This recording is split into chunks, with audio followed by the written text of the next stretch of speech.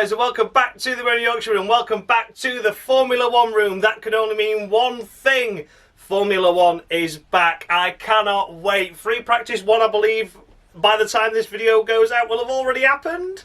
Or will be in the process of happening. I'm not too sure. But either way, this is out on a Friday. Friday is Friday practice day. Saturday qualifying. Sunday race. And then Monday, 6 o'clock for the Crawl Room. I cannot wait to get this season started once again. I am so excited. I'm so looking forward to it. I've never had such a buzz going into the start of a season before. The new regulations. It looks like they're tricky to handle for some teams in testing. And it's just been so refreshing to see everyone struggle. I don't mean that in a negative way. I just mean it in a sense that it looks like we've got a fight on our hands. There's maybe 3 teams up front battling for wins potentially. There's a big fat mid-grid again once again, ready to tussle it out for the final points paying positions. And I think they're going to be closer to the front runners as well this time around. So it all remains to be seen, and come Bahrain, we'll see the pecking order for the first few races at least before upgrades start coming in once again, and we might see charges through the field from other teams from that point on. But for now, I thought I'd do a really bold prediction and predict to you, from what I've seen from testing, what I think the final Constructors' order will be in 2022. And if I get all these right, I should have really put some money on this as a bet, shouldn't I? Because I'm predicting the top 10. So it's very bold. So we're going to come back at the end of the year and look at this and go, how wrong were you, Josh? And I think the answer is potentially going to be very. But I'm basing it over an overall season. So teams that have impressed me in testing, I might feel that they might slip away. So I've maybe dropped them a bit lower than what their initial pace shows in testing. As for other teams as well that look firmly at the back, I might have pushed them up a couple of places thinking that their development later on in the season will come good and they'll get points towards the end of the season. A bit like a Ferrari charge and a McLaren stall at the end of last year, of course. Something like that. So I've made an educated guess, and then at the same time it's completely random, but will remain to be seen. So in 10th place, I'm going to go from 10th to 1st. In 10th place, I am expecting it to be Williams. I don't think that car's going to be very good. It looks like it's struggling. They've had a lot of brake issues, so will they be able to complete a race? I'm not sure. Latifi in the car, I'm not convinced he's going to deliver this year at all. Albon, I think he's going to take a couple of races to find his feet again and get back into the new regulations and back into the swing of Formula 1. And then I think he will be better, and I think he'll come good. I do think they're going to score points, but I don't think they're going to be anywhere near. They might be close to 9th in the Constructors with who I've placed there, but I'm not sure. I just look at Williams and just think, oh, have we taken a step back from last year? And I think the answer without George, sadly, is going to be yes. I don't want to deny the talents of Albon. I think he's a great lad, but I think a car at the back of the grid, you know, I'm not sure. There's just something about that car that just makes me not think it's going to be a good car this year. So they might start strong, might scrape a few points, but I don't think it's going to be at the front for very long, or in the points for very long anyway. So yeah, Williams Racing are going to be 10th in the Constructors. 9th place, I have gone for Alfa Romeo, Valtteri Bottas and Guan Yu Zhou, of course, in the car this year. The Alfa Romeo looked solid in testing. The team are confident, but I don't think it's going to be strong. I think solid, okay, but are you going to be quick with the solidness? I'm very much doubtful. I think Zhou's going to struggle greatly, and this is where Alfa Romeo's downfall will be. I think they're only going to get the opportunity to score points with Bottas. I think Bottas is going to be a great asset to the team. He's going to be helped developing that car well.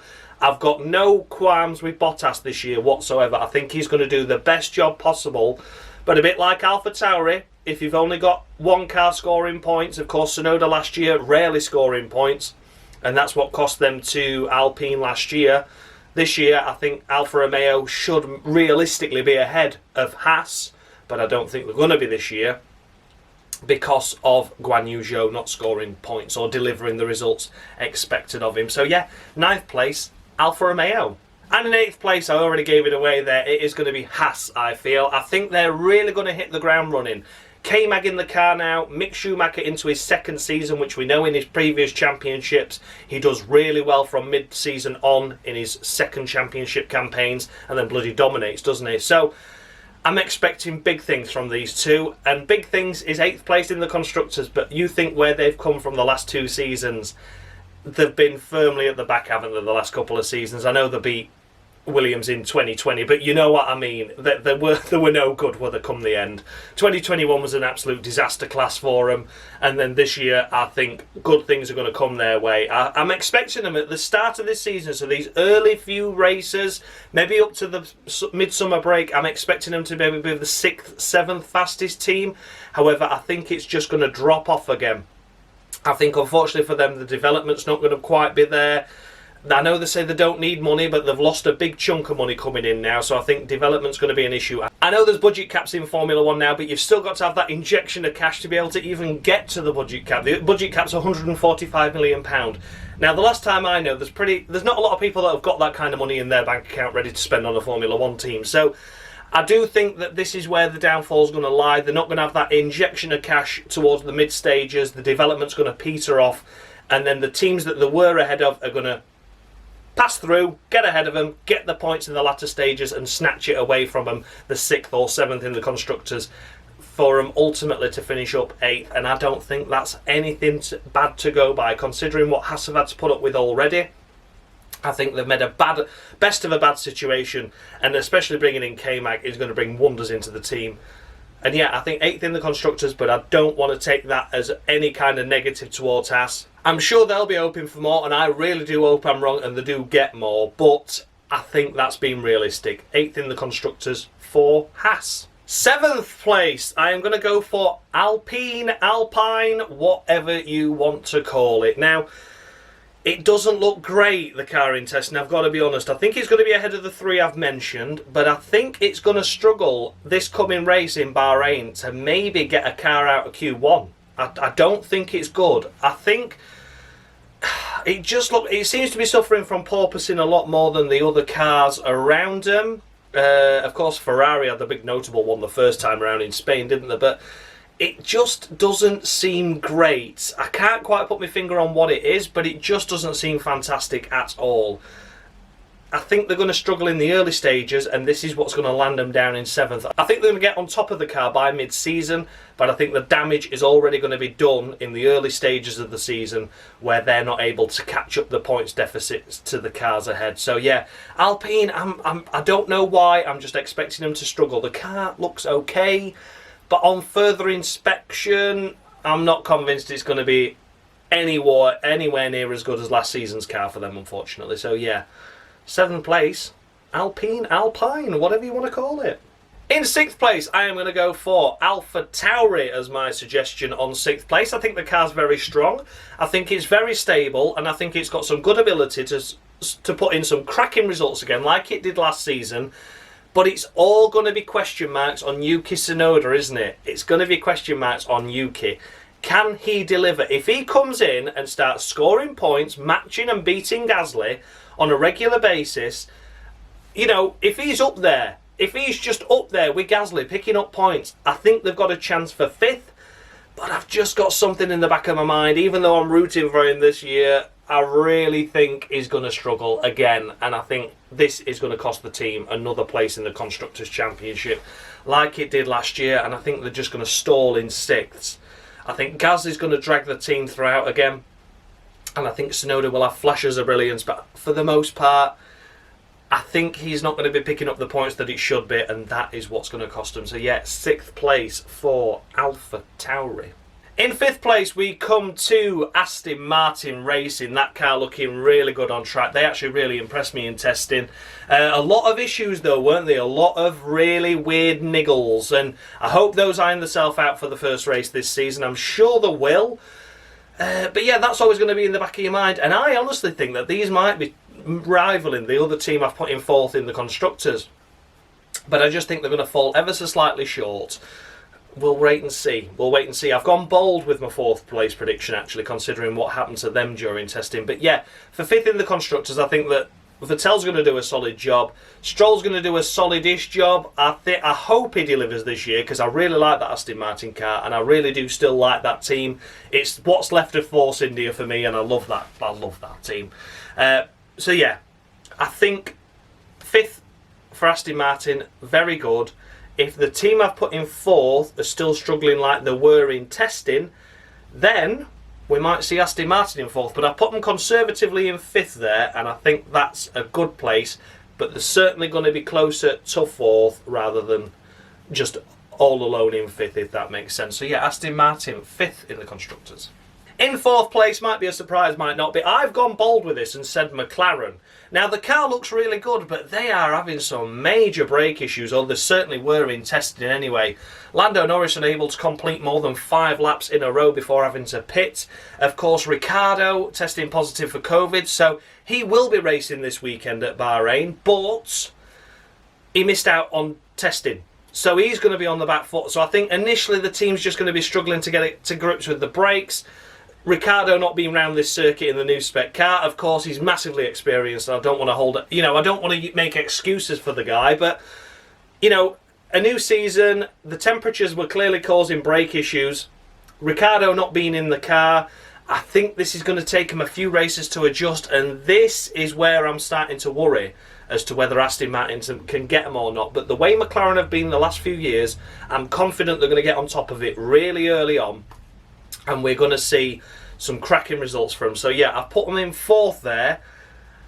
Is that a little bit ambitious? I'm not too sure. I hope they get on top of the issues. If these issues go on for more than 3 rounds, or certainly 3 or more rounds, then I'm going to say that Aston Martin have a chance of beating them. But overall, at the end of a season, this is what I'm going on, not the early stages of the season. So fingers crossed for McLaren. They're going to be in 4th place this year. Maybe a little bit disappointing for them. I would say they're looking to move forward, but the way things are at the minute, 4th. I'd take that. So yeah, 4th place for the mighty McLaren team. Then we come to 3rd place, and I have gone for Mercedes. I know, I can't believe that.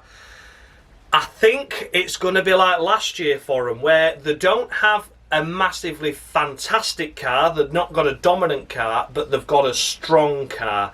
I'm expecting these 3 teams to break away from the rest of the field this year, but not to the extent that they have done in previous years. I'm just expecting these to be qualifying between 1st and 6th for the majority of the time. So yeah, races I'm expecting to be closer, qualifying over 1 lap. I think these 3 teams that I've put here are going to be having their 6 cars inside the top 6. So I think initially for Mercedes, they are going to struggle, and this is where the other 2 teams can break away. If they're the top 3 teams, I think they're going to be finishing 5th and 6th for the most part. And then we're going to see a resurgence from them like we did in the latter stages of last season. I mean, how amazing was that?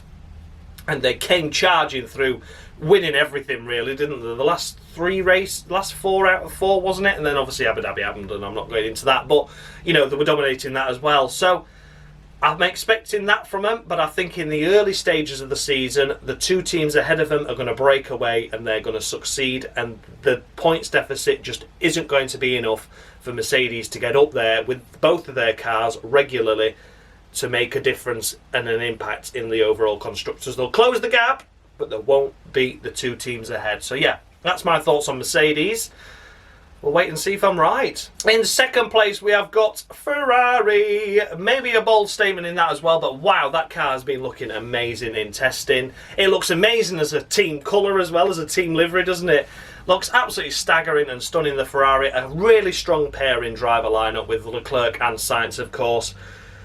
I'm expecting big things, and I hope this doesn't fall flat. If they finish 3rd in the Constructors, I can maybe deal with that, providing that they're really up there a lot of the time and they just fall short. But I'm expecting big things from Ferrari. I'm expecting wins, I'm expecting regular podiums, and I'm expecting a bit of a shake-up at the grid. Will the drivers have a chance for the championship? I think they're going to be mathematically in with the shout, getting towards the latter stages of the season, but I just think as Mercedes momentum comes through, that's what's going to hinder their drivers, because they're going to then fight with cars that previously they could beat, if that makes sense. So I'm thinking that might be where the issue lies there.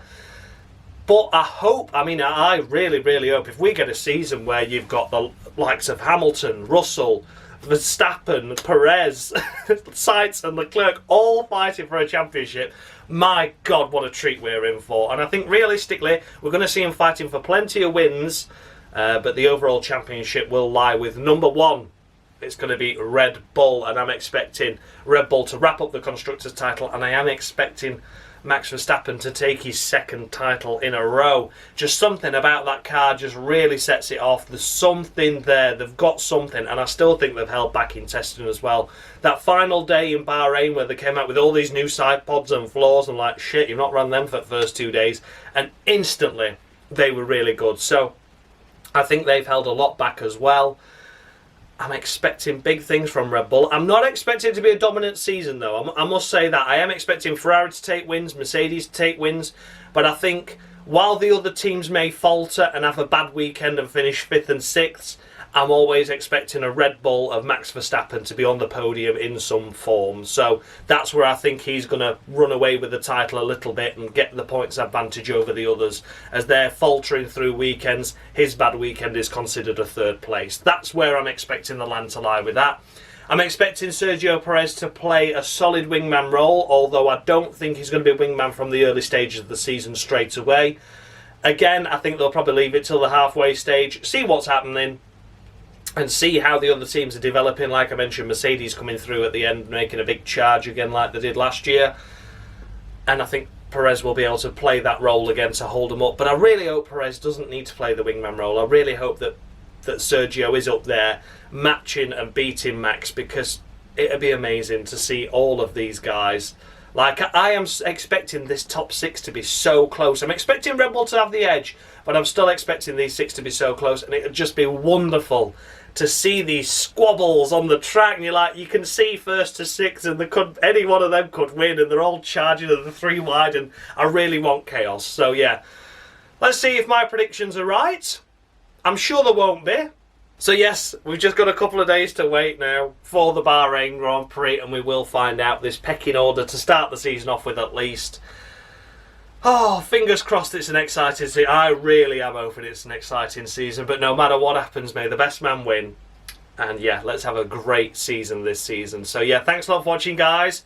Taking the weekend off now. Enjoy the race, and I'll be back at 6 PM on Monday for the first crawl room of the season. A much improved Jolyon Palmer, and of course, the scoreboard and intro have all changed as well. So yeah, look forward to that. Exciting new things. And the same old ranty behaviour from me. And I'll be singing as well, don't you forget it. So yeah, thanks a lot for watching, guys. Let me know your thoughts and feedback down below on your predictions. Who do you think's going to finish where? Do you agree with my predictions? Let me know. Thanks a lot for watching, guys. And as always, much love.